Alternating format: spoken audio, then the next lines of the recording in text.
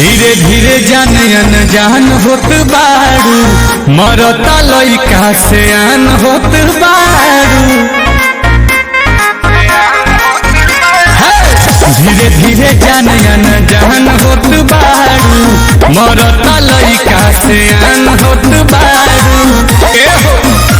अरे बानी बेमार लागे मिली ना प्यार, बोला से मनब की सिंगार रहा।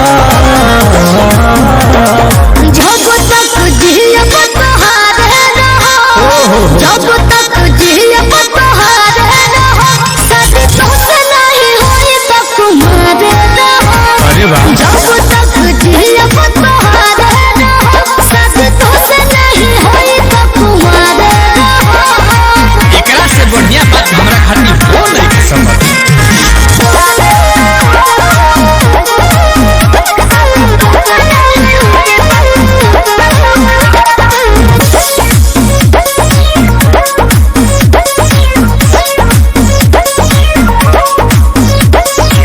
सब मन जाई ना कह जान जाई, हे रहनी हो जा तू राजी हो।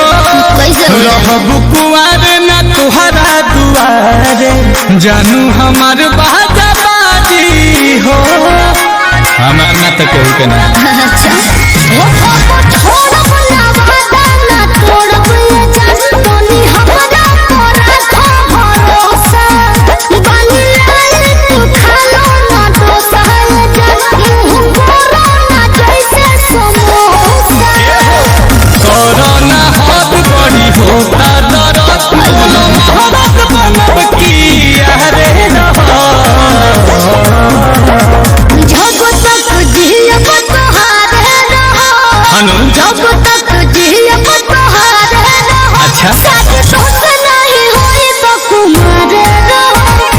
जब तक जियब तोहारे रहो, शादी तोसे नहीं होई तो तुम्हारे रहो।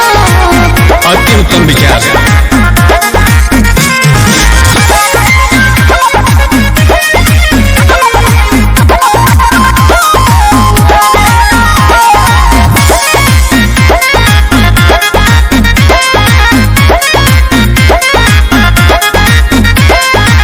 छूटी न प्यार परिवार भले छूटी, देखब के हमारा के बोली हो।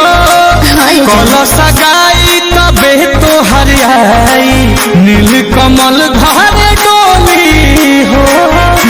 तुम तनी प्रयास करो।